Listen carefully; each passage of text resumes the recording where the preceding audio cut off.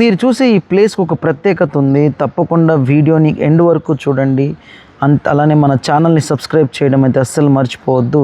మీకు ఇక్కడ కనిపిస్తున్న ఈ ఎవరైతే మహిళ కనిపిస్తుందో ఆమె సెయింట్ అల్ఫోన్సా. ప్రస్తుతం మనము పాలాలోని సెయింట్ అల్ఫోన్సా చర్చ్ దగ్గర అయితే ఉన్నాం. ఇక్కడ ఈమె సమాధి కూడా ఇక్కడైతే ఉంది. అసలు ఎందుకు ఈమెకి ఇంత ప్రత్యేకత, ఈ సెయింట్ అల్ఫోన్సా ఎవరు అనేది మనము కంప్లీట్ వీడియోలో అయితే డిస్కస్ చేద్దాం. ఈ సెయింట్ అల్ఫోన్సా అనే ఎవరైతే మహిళ ఉన్నారో ఈమె భారతీయ మొదటి మహిళా సెయింట్ అన్నమాట. సో మీకు సెయింట్ అంటే తెలియకపోవచ్చు. మొదటి మహిళా సెయింట్ అంటే సాధువు అని అర్థం. అంటే పవిత్రురాలు, దేవుణ్ణి నమ్ముకొని తన జీవితాన్ని దేవునికి అర్పితం చేసిన వాళ్ళని సెయింట్ అని పిలుస్తారు. అలానే మనకు తెలుగులో ఋషులు అని కొన్ని ఉంటాయి కదా, సో ఆ పదాలని కూడా ఇక్కడ ఆపాదించవచ్చు. ఎందుకు ఈ సెయింట్ ఎవరైతే మహిళా సెయింట్ ఉన్నారో ఎందుకు అంత ప్రత్యేకం అంటే, ఈమె చనిపోయిన తర్వాత ఈమె సమాధి దగ్గర ఎవరైతే భక్తులు ఉంటారో, ఎవరైతే పరిశుద్ధంగా ఆమెని ప్రార్థిస్తారో వాళ్ళకి అద్భుతాలు జరిగాయని ఇక్కడైతే వారి నమ్మకం. సో అందుకే ఈ ప్లేస్ ఇంత ప్రత్యేకమైన ప్లేస్. సో ఈ వీడియోలో ఈ సెయింట్ అల్ఫోన్సా గురించి మనమైతే మాట్లాడదాం. సో ఈమె 30 ఏళ్ళకే చనిపోయారనమాట. అంటే చాలా చిన్న వయసులోనే ఈమె స్వర్గస్థురాలయ్యారు, అంటే దేవుని దగ్గరికి వెళ్ళిపోయారు. సో ఇక్కడ ఈమె టాంబ్ అని, అలానే పిలిగ్రమ్ సెంటర్ అనేది అయితే ఇక్కడ పెట్టడం జరిగింది. ఇది ప్రస్తుతం పాలాలో ఉందన్నమాట. ఇది కేరళలోని పాలా డిస్టిక్లో ఉంటుంది. ఇక్కడ నుంచి మనమైతే తంగల్పర అని లేకపోతే వాగమన్ అని ఇట్లాంటి ప్లేసెస్కి వెళ్ళొచ్చు. మీరు ఒకవేళ విజిట్ చేయాలనుకుంటే ఇక్కడికి వచ్చి ఈ పాలా సెంటర్లో మనకైతే ఈ పిలిగ్రమ్ సెంటర్ ఉంటుంది. దీనికి కూడా మీరు తప్పకుండా విజిట్ చేయొచ్చు. సో ఇప్పుడైతే మనమైతే ఈ సెయింట్ అల్ఫోన్సా గురించి అయితే మనము డిస్కస్ చేద్దాం. ఈమె సెయింట్ అల్ఫోన్సా కేరళలోని కుడుములూరులో జన్మించిందనమాట. అల్ఫోన్సా చిన్న వయసులోనే ఫ్రాన్సిస్కాన్ క్లారిస్ట్ సమాజంలో చేరారు. ఆమె ఉపాధ్యాయురాలుగా కూడా సేవలు అందించారు, టీచర్గా కూడా వర్క్ చేశారనమాట.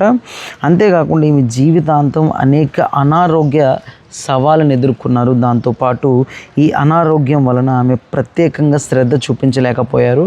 అందుకే ఈమె స్కూల్కి టీచర్గా పనిచేసినప్పుడు ఎక్కువ పని దినాలు అయితే ఆమె చేయలేకపోయారనమాట. మీకు ఇక్కడ కనిపించే ఇది ఎంత బ్యూటిఫుల్ ప్లేసో మీకు చూస్తేనే అర్థమవుతుంది. ఇక్కడ కనిపించే బిల్డింగ్ ఏదైతే ఉందో సెయింట్ అల్ఫోన్సా స్పిరిచువాలిటీ సెంటర్ అన్నమాట.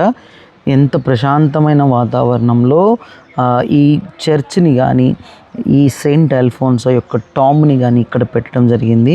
మనం లోపలికి వెళ్ళి కంప్లీట్గా వీడియో అయితే ఎక్స్ప్లోర్ చేయొచ్చు. టాంబ్ అని ఇంకా కొన్ని ప్లేసెస్ ఉన్నాయి, కానీ అలా చూపించడం లోపలికి కెమెరాస్ తీసుకెళ్ళడం మంచిది కాదని చెప్పి తీసుకెళ్ళలేదు. అండ్ ఈమె 1946లో ఆమె మరణించిన తర్వాత చాలామంది ఆమె మధ్యవర్తిత్వాన్ని అద్భుతాలు ఆపాదించడం ప్రారంభించారు. చనిపోయిన తర్వాత ఈమె ఏం చేసింది అనేది అందరూ చెప్పుకోవడం జరిగింది. ఆమెకి కననైజేషన్ చేసే ప్రక్రియ 1955లో ప్రారంభమయ్యి మరియు 1986లో పోప్ జాన్ పాల్ II భారతదేశ పర్యటన సందర్భంగా ఆమెను బీటాపై చేశారనమాట. మీకు ఇక్కడ కనిపించేవన్నీ కూడా సమాధులే. ఎవరైతే ఇక్కడ ఉంటారో వాళ్ళ సమాధులన్నింటినీ ఇక్కడే ఖననం చేయడం జరిగింది.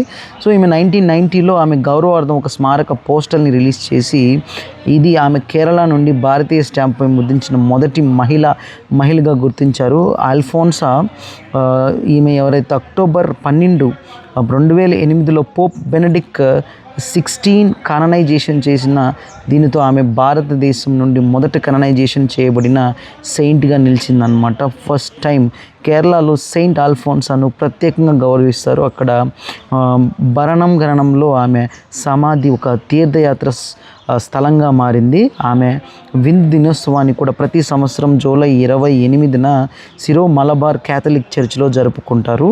సో ఎంతో కష్టాలు పడి ఈమె చాలా చిన్న వయసులోనే అనేక ఆరోగ్య సమస్యలను ఎదుర్కొని ఈమె ఫస్ట్ భారతీయ మహిళా సెయింట్గా ఎదగడం అనేది, అది భారతదేశం నుంచి మొదటి మహిళా సెయింట్గా వెళ్ళడం అనేది చాలా గొప్ప గర్వకారణం అని చెప్పు. సో ఫైనల్గా ఈ వీడియో చూశారు కదా, సో సబ్స్క్రైబ్ చేయడం మర్చిపోవద్దు.